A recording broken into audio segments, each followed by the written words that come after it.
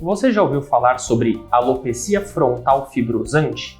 Eu sou Pedro Colli, médico dermatologista, e hoje nós vamos conversar sobre esse tipo de queda de cabelo que tem sido cada vez mais frequente. Antes da gente começar propriamente sobre a alopecia frontal fibrosante, é importante a gente entender o que é uma alopecia. Alopecia é um termo médico que vem do grego, que significa alopex, que nos remete à queda de cabelo. Então, quando a gente fala de alopecia, esse é um termo que se refere a qualquer tipo de queda de cabelo e não só a um diagnóstico específico. Quando a gente fala de alopecias de uma maneira geral, é importante que a gente entenda que existem dois grandes grupos. As alopecias não cicatriciais, em que o cabelo ele cai e ele pode crescer de novo, não significa que ele vai crescer de novo, mas ele pode crescer de novo. E as alopecias cicatriciais. As alopecias cicatriciais, elas são quedas de cabelo em que o fio de cabelo ele cai, a raiz do cabelo ela cai e ela é substituída por fibrose, ou seja, por uma cicatriz, entre aspas, dentro do couro cabeludo. Então é como se esse folículo ele morresse, ele fosse cimentado ali no couro cabeludo. A alopecia frontal fibrosante é um tipo de alopecia cicatricial, em que o cabelo ele cai e ele não vai crescer de novo.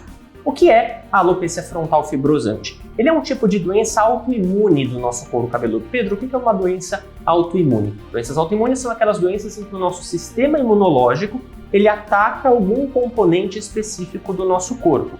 E a alopecia frontal fibrosante ela está dentro desse grupo de doenças autoimunes do couro cabeludo, no sentido de que o nosso fio de cabelo ele vai ser atacado pelo nosso sistema imunológico e ali naquela área onde o fio de cabelo foi atacado, não vai crescer mais fios de cabelo porque vai ser feita uma cicatriz, formada uma área de fibrose ali no couro cabeludo. E em que parte do couro cabeludo isso acontece? Principalmente na linha de implantação frontal do couro cabeludo, por isso que se chama alopecia frontal fibrosante, porque é uma queda de cabelo que acomete a região da frente do nosso couro cabeludo e que gera fibrose. Normalmente, as pacientes elas experimentam ao longo do tempo uma progressão da linha de implantação frontal. Então, as pessoas começam a perceber que a testa vai ficando mais extensa, porque a linha de implantação do cabelo ela vai posteriorizando, vai ficando mais para trás. Os fios de cabelo eles vão caindo e, associado a isso, ocorrem alguns sintomas, como coceira no couro cabeludo. Alguns pacientes referem dor, às vezes referem uma sensação de ardência na cabeça. Todos esses sintomas, obviamente, são crônicos, paulatinos, isso vai acontecendo lentamente, tanto que muitos pacientes no início do quadro acabam não percebendo que estão perdendo os fios.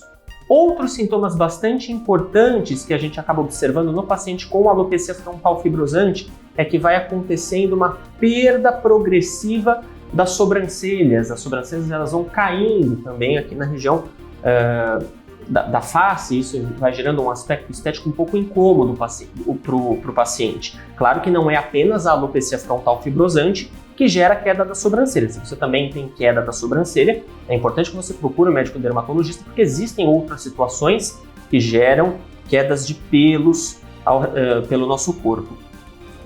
Outro sintoma bastante importante dos pacientes com alopecia frontal fibrosante é o surgimento de algumas bolinhas, de algumas pápulas faciais. São pequenas bolinhas que acometem principalmente a região lateral do rosto. Claro que existem também inúmeras doenças, inúmeras alterações dermatológicas que provocam bolinhas na face.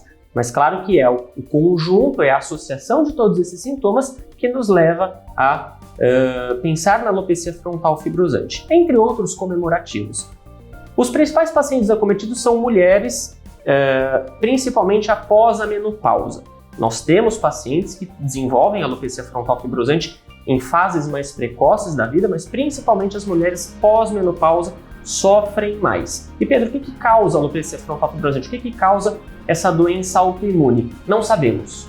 Esse é um grande ponto de interrogação aí da dermatologia que nós estamos ainda tentando descobrir, porque para a gente poder prevenir é importante a gente entender.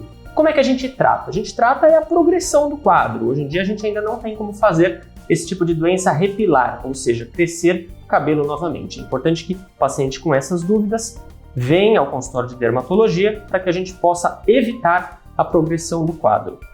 Eu fico à disposição, não deixe de curtir, compartilhar os nossos vídeos e principalmente, em épocas de coronavírus, é importante que nós tenhamos um papel social. Não deixe de lavar as suas mãos e atente-se às medidas preventivas para evitarmos a disseminação do vírus.